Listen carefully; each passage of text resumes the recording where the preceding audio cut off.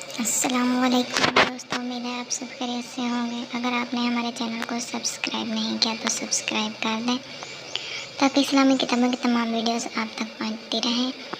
جیسا کہ آپ جانتے ہیں، ہم پڑھ رہے ہیں بخاری کا حدیث۔ ہمارا ٹاپک ہے علم کا بیان، اور آج ہم پڑھ رہے ہیں حدیث نمبر 87۔ رسول اللہ صلی اللہ علیہ وسلم کا قبیلہ عبد القیس کے وقت کو اس پر آمادہ کرنا کہ وہ ایمان لائیں اور علم کی باتیں یاد رکھیں اور پیچھے رہ جانے والوں کو بھی خبر دیں۔ اور مالک بن الحویرث نے فرمایا کہ ہمیں نبی صلی اللہ علیہ وسلم نے فرمایا کہ اپنے گھر والوں کے پاس لوٹ کر انہیں دین کا علم سکھاؤ۔ محمد بن بشار نے بیان کیا، ان سے انذر نے، ان سے شعبہ نے ابو حمزہ کے واسطے سے بیان کیا۔ میں ابن عباس رضی اللہ تعالیٰ اور لوگوں کے درمیان ترجمانی کے فرائض انجام دیتا تھا۔ ایک مرتبہ عباس رضی اللہ تعالیٰ نے کہا کہ قبیلہ عبد القیس کا وفد رسول اللہ صلی اللہ علیہ وسلم کی خدمت میں آیا۔ آپ صلی اللہ علیہ وسلم نے دریافت فرمایا کہ کون سا وفد ہے یا یہ کون لوگ ہیں؟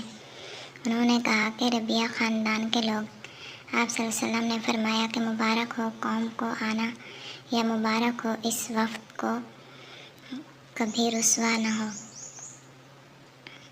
اس کے بعد انہوں نے عرض کیا کہ ہم ایک دور دراز کونے سے آپ صلی اللہ علیہ وسلم کے پاس آئے ہیں، اور ہمارے اور آپ کے درمیان کفار مضرب کا قبیلہ پڑتا ہے، جس کے خوف کی وجہ سے ہم حرمت والے مہینوں کے علاوہ اور ایام میں نہیں آ سکتے۔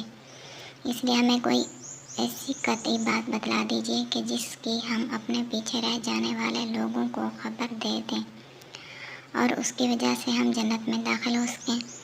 تو آپ صلی اللہ علیہ وسلم نے انہیں 4 باتوں کا حکم دیا اور 4 سے روک دیا۔ اول انہیں حکم دیا کہ ایک اللہ پر ایمان لائیں، پھر فرمایا کہ کیا تم جانتے ہو کہ ایک اللہ پر ایمان لانے کا کیا مطلب ہے؟ انہوں نے عرض کیا، اللہ اور اس کا رسول زیادہ جانتے ہیں۔ آپ صلی اللہ علیہ وسلم نے فرمایا، اللہ پر ایمان لانے کا مطلب یہ ہے کہ تم اس بات کا اقرار کرنا کہ اللہ کے سوا کوئی معبود نہیں، اور یہ کہ محمد صلی اللہ علیہ وسلم اللہ کے سچے رسول ہیں، اور نماز قائم کرنا، زکوٰۃ ادا کرنا اور ماہ رمضان کے روزے رکھنا، اور یہ کہ تم مال غنیمت سے 5واں حصہ ادا کرنا۔ 4 چیزوں سے منع فرمایا، دبا، ہنتم اور مثبت کے استعمال سے۔ اور اس چیز کے بارے میں شعبہ کہتے ہیں کہ ابو حمزہ بسا اوقات نکیر کہتے تھے اور بسا اوقات مکیر کے اس کے بعد رسول اللہ صلی اللہ علیہ وسلم نے فرمایا کہ ان کو یاد رکھو اور اپنے پیچھے رہ جانے والوں تک پہنچا دو۔ آج کی ہماری یہ ویڈیو ختم ہوتی ہے۔ امید ہے ویڈیو پسند آئی ہوگی۔ ہم اپنی اگلی ویڈیو کے ساتھ پھر آپ کی خدمت میں حاضر ہوں گے۔ تب تک کے لیے اللہ حافظ۔